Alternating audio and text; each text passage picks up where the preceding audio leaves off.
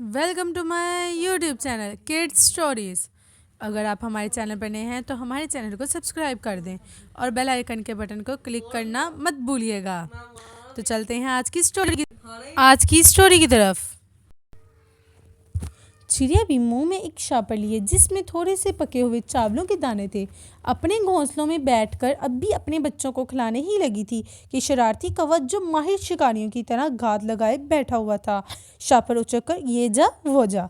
चिड़िया बेचारी जो इतनी मेहनत से अपना रिजक इकट्ठा करके लाई थी, दिल महसूस कर रह गई।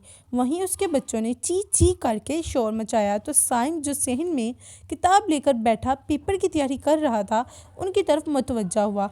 आज तीसरा दिन था। उसे सहन में बैठकर पेपर की तैयारी करते एक दो दफ़ा उसने कौवे की शरारत देखी भी थी। शोर मचाते चिड़िया के बच्चों को देखकर कुछ सोचने लगा, फिर उठकर अपनी सोच को अमली जामा पहनाने लगा।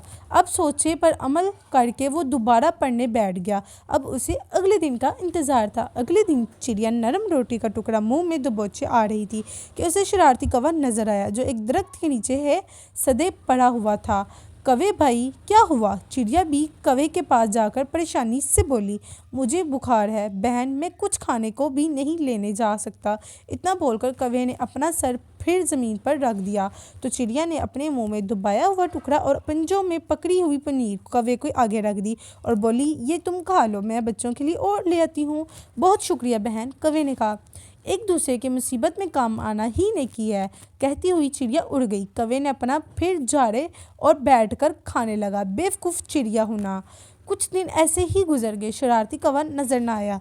चिड़िया को के बच्चे बहुत बहुत खुश थे कि अचानक से शरारती कौवा आया और चिड़िया का लाया खाना लेकर भागने लगा तो डोर में फंस कर रह गया। साइं जो काफ़ी दिनों से कौवे का घोंसला खाली देखकर ये समझ रहा था कौवा बदल गया है, उसे डोर से उलझते देखकर पास गया और बोला, हाँ भाई कौवे, मैं तो समझा था तुम बदल गए और हो, फिर नहीं, तुम अभी तक किसी का हक छीन कर खाने वाले कौवे हो। ऐसे ही लटके रहो, यही तुम्हारी सज़ा है। इतना बोलकर वो घर के अंदर चला गया। कौवे को अपनी चालाकियाँ याद आ रही थी जो वो मासूम चिड़ियों के साथ किया करता था। उसकी आंखों से आंसू बहने लगे और खाना भी नीचे गिर गया। चिड़िया के बच्चे खुशी से चहचहा रहे थे कि कौवा से इनकी जान जो छूटने वाली थी, मगर चिड़िया उदास आंखों से कौवे को देख रही थी। फिर कुछ सोचते हुए कौवे के पास गई और उसे आज़ाद करने की कोशिश करने लगी तो शरारती कौवा बोला, चिड़िया बहन ना करो, मेरी यही सज़ा है। नहीं कौवे भाई, तुम्हें एहसास हो गया है, यही बहुत है। चिड़िया बोली तो नदामत से मज़ीद कौवे का सर झुक गया।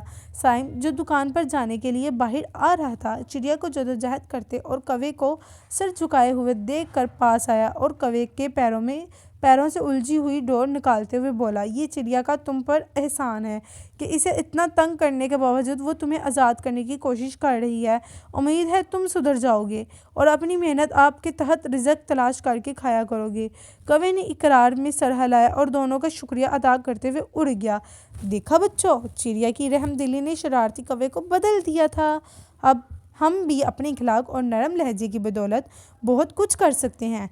तो आए अहद कीजिए, हम खुद